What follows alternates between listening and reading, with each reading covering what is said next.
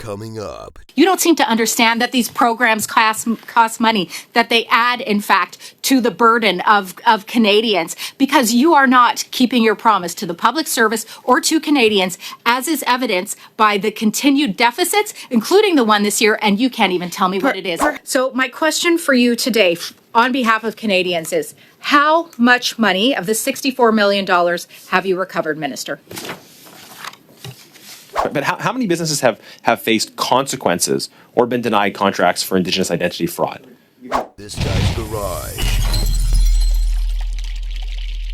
Like and subscribe. Everyone, call this meeting to order. Welcome to meeting number 157 of the House of Government Standing Committee on Government Operations and Estimates, known to everyone except for Mr. Matthews, apparently, as the mighty OGGO. Minister, welcome back. Thank you very much. We'll start with Mrs. Cusi for 6 minutes, please. Thank you very much, and thank you very much, Minister, for returning to this committee. You know, your opening it's beyond rich. I'm going to read some facts to you about your government, Minister, that I'm sure you're very well aware of. CEBA reported yesterday $3.5 billion in funds that were awarded to those who should not have received them. We've had the Arrive scam scandal, $9 million NYC condo, and this is the most expensive government in the history of Canada. And you're coming here and accusing us of playing political games at a time when your government has been completely irresponsible. And as I've said repeatedly in this committee, you are the one, Minister, who holds the purse strings. I'm actually shocked the Prime Minister gave you another job, considering the responsibility that you hold as President of the Treasury Board. Your effort should be entirely focused here as President of the Treasury Board on reducing the deficit. Because I will also remind you that from April to September of this year, the deficit is already $8.2 billion higher than it was the year before. The PBO that we have coming in the following hour said that you will miss the deficit target by $6.8 billion. So that's my first question to you. Is this number even accurate? $6.8 billion. Tell us today, Minister, how bad is the number? Tell Canadians. Well, what I will tell Canadians is that unlike the Conservatives who vote against supports for Canadians at every step, whether it is the National School Food Program, whether it is the dental care program, whether it is the Canadian Armed Forces, whether it is affordable housing or Jordan's Principle, the Conservatives vote against Canadians every single time. So I find it strange that you can say you actually do support Canadians and you do care about Canadians when you vote against Canadians at every turn. So the question, okay, so like really the Prime Minister, it's very clear concerning for you don't all know the members number. Of the House. Prime Minister showed Pierre Poilievre he didn't know the number last week, and like the Prime Minister, you don't know the number. Then tell me the number. Tell me the number. I know the numbers. And tell me the number. What's the deficit going to be this year? Tell the number to Canadians, please.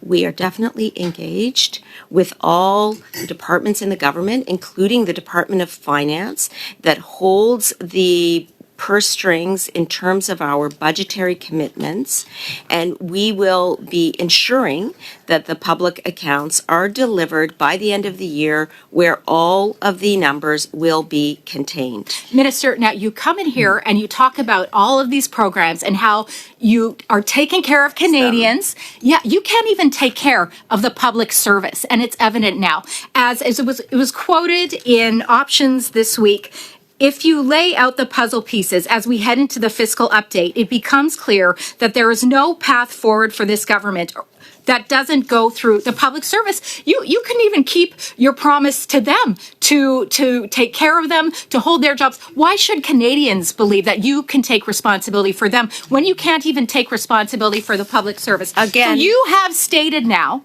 that you are going to look beyond attrition to cut public service. We know from your track record, we know from our work on McKinsey, we know from the Accenture information released yesterday with the Auditor General that you won't do it alone. So can you share with Canadians, please, who have you hired to help you complete the layoffs in the public service? Again, more inaccurate statements from my honourable colleague.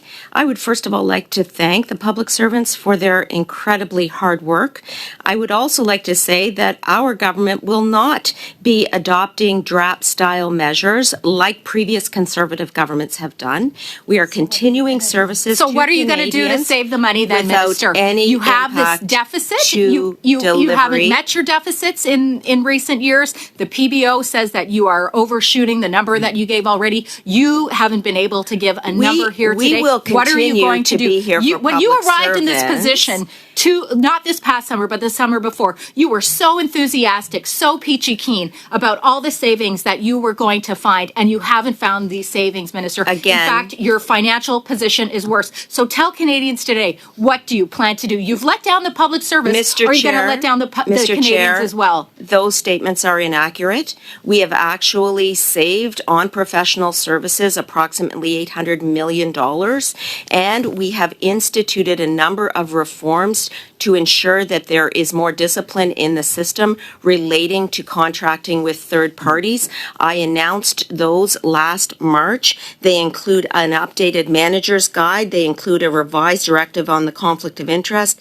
They include a horizontal audit, and they include the development of a risk and compliance process. So all of those measures, in addition to reducing the government's reliance on third-party contractors, must be taken into account, and they certainly weren't reflected in the honourable member's questions. Yeah, but was reflected was the continued debt, the continued deficit, you letting down Canadians, and which increases their taxes. You're talking about all these programs. You don't seem to understand that these programs cost money, that they add, in fact, to the burden of Canadians, because you are not keeping your promise to the public service or to Canadians, as is evidenced by the continued deficits, including the one this year, and you can't even tell me what it is. Perhaps Thank the you very honourable much, member Mr. can Chair. explain why she's going to vote against we will 400,000 now go children to, and voting against sorry, the it's- National School Food Sorry, Program. I have the floor. That's the I question. have the floor here, Minister. We said we'd stick to specific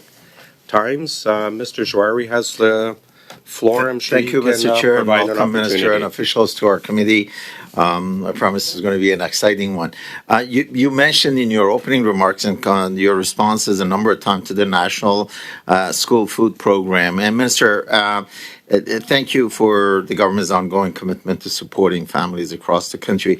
Could you share with us some of the important measures that aims to enhance the well-being of the families? You've referred to it a number of times. So. Well, I was trying to explain to my honourable colleague the importance of a national school food program. I see that she has left the room. Unfortunately, she won't be able to hear the...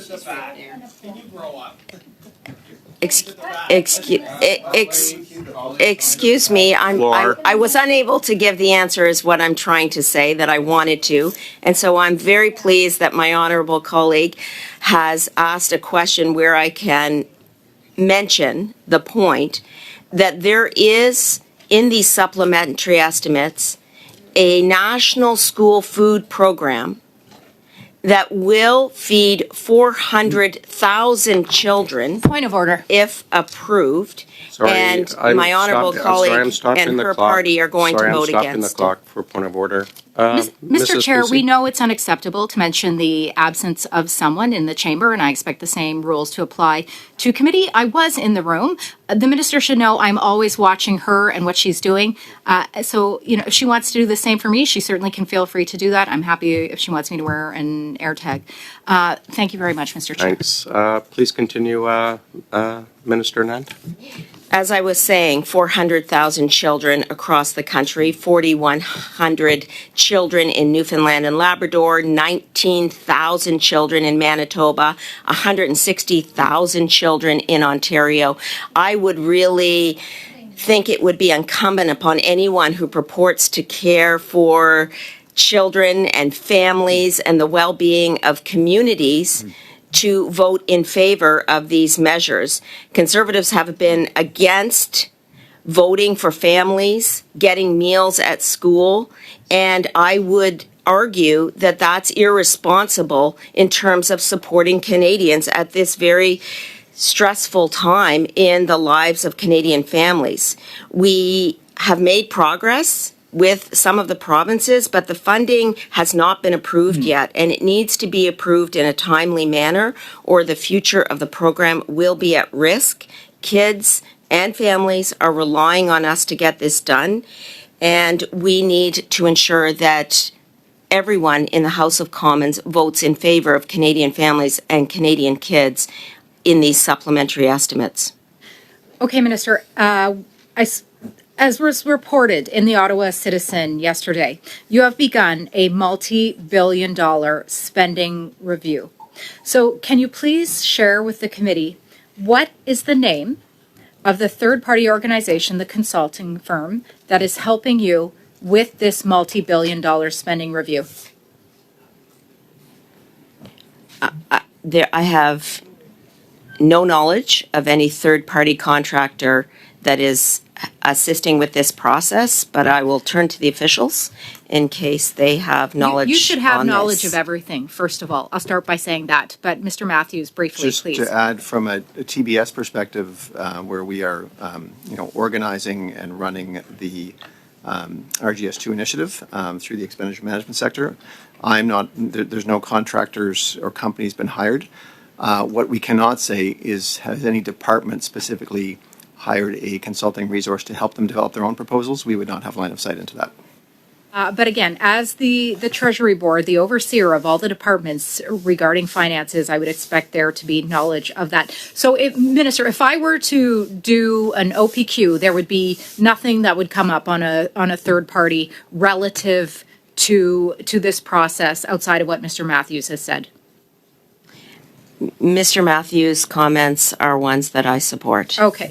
And if I were to do an ATIP, I wouldn't find any information currently on a third-party consulting firm.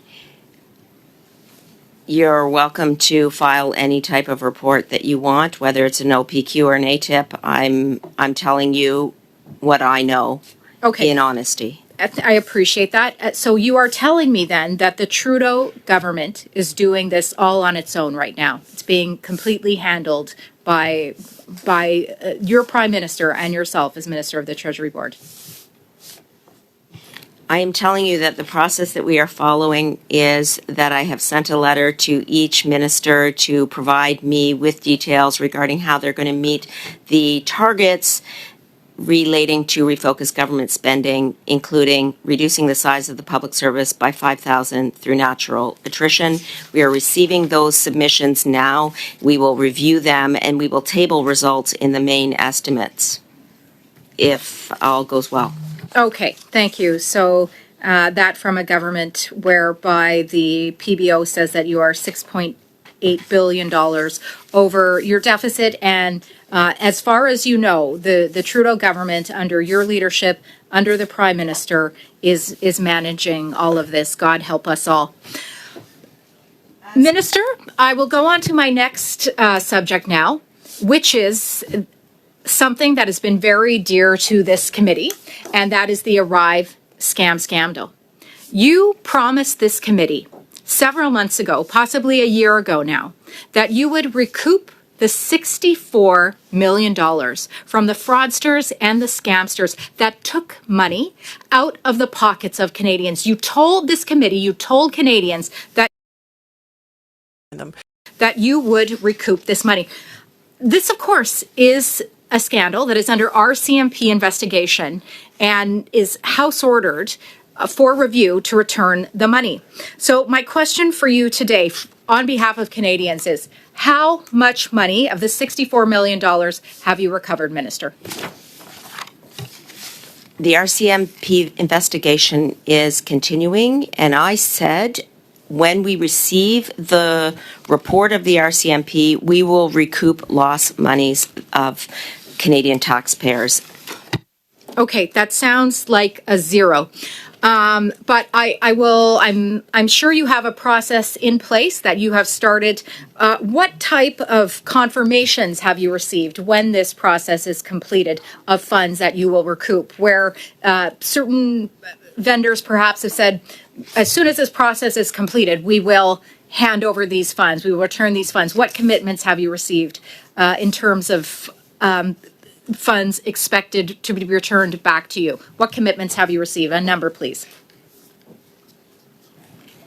Mr. Chair, as I mentioned, the RCMP investigation is ongoing. We have a commitment to recoup taxpayer dollars at every turn. We have accepted the recommendations of the Auditor General relating to those issues, and we will continue to ensure that we adhere to the recommendations. That's why I implemented reforms in March 2024, revised directive on conflict of interest, we're past increased our time. contract Where's the money? information, Where's the money, horizontal Minister? audit. Please You're get gonna go Canadians do, the As soon money. as we Thank have a you. report I'm from the sorry, we are past RCMP, our we time, will both move of on. you. We're going to miss that one. I was surprised to see the government vote in favor of my motion to ban double dipping. That was a motion to prevent government employees from doubling as outside contractors. Pleasantly surprised.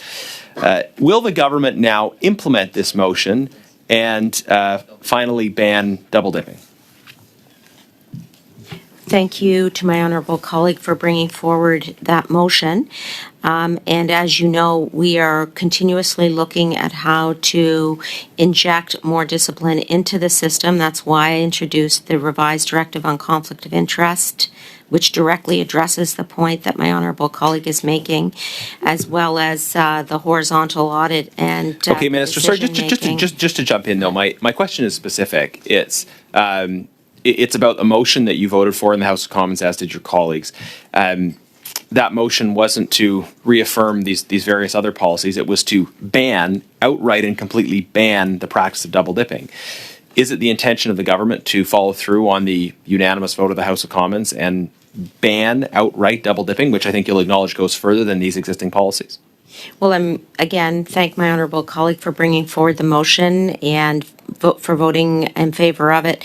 We, as I said, are continually looking at how we can improve the directive on conflict of interest. We've revised it already this year, and we're looking at further ways we can strengthen the So can I infer from that a decision hasn't been made yet on whether to actually implement this motion? Because if you're continually looking at that, sounds like you're saying we might, but we haven't decided yet. As I said, I'm very committed to ensuring that we have stringent rules in place relating to the directive on conflict of interest, and with other ministers, we'll continually look at how that can be strengthened and improved. Okay, I don't think we got a clear answer, and I would have thought that you could simply affirm that you would implement the motion that you voted in favor of and the House voted unanimously in favor of. I hope we will still see a ban on double dipping, but it seems like there's not a clear commitment to do that. My next question is, the company started by Randy Boissonneau, GHI, has been suspended from getting government contracts. We think they should be banned permanently. Can you update us as to why they were suspended and whether the government is going to ban them completely? So this would be a question for Minister Duclos at PSPC more than me, given that he has purview over government contracting. But I will say that the individual in question has, I understand, agreed to come to committee to answer questions, and I believe that question could be posed to him. In addition, is the individual in question Randy? I believe that individual will be coming to committee. Okay. And in terms of the banning of contracts, which was the heart of your question, I will take that question back to Minister Duclos. But right. I would love to see Randy at committee, by the way. One final question I want to get in the time we have. Indigenous leaders have repeatedly told this committee that Indigenous identity fraud is rampant in government, and that the proportion of real Indigenous businesses getting contracts isn't 5%, that it's closer to 1%. So how many businesses have been denied contracts or faced consequences for Indigenous identity fraud? equal, I would agree that identity fraud is painful and harmful. And in terms of the numbers relating to companies denied contracts because they're not on the list, I don't have that information. If I I'm not could, sure Mr. if you Chair, I do. can give a. I want to clarify, though, not because they're not on the list, because of Indigenous identity fraud. So that could be companies that misrepresented themselves in order to get onto the list, or who claim to be Indigenous businesses when they are not. We have, I think, over 1,000 businesses have been taken off that list. There may be various reasons, but one of them could be Indigenous identity fraud. So, but how many businesses have faced consequences or been denied contracts for Indigenous identity fraud? I'll give you a partial answer, Mr. Chair. Mr. Chair, partial answer. ISC, the department responsible for the actual list, does pre-contract audits as well as post. Latest information I have is they have done 14 audits in terms of pre-award audits. 2 have been found non-compliant. And there are 16 other audits, post-award audits, that are underway. No results yet. Okay, so that's not really an answer about consequences, but 2 out of 14 companies that were audited are found non-compliant. That's not as high a proportion as we're hearing from Indigenous leaders, but that's still fairly significant. 2 out of 14. Have there been any consequences for those 2? I'm afraid that is our time. Can we get a follow-up in writing then? Have there been any consequences for those 2? I suspect there haven't been, frankly. But. Perfect.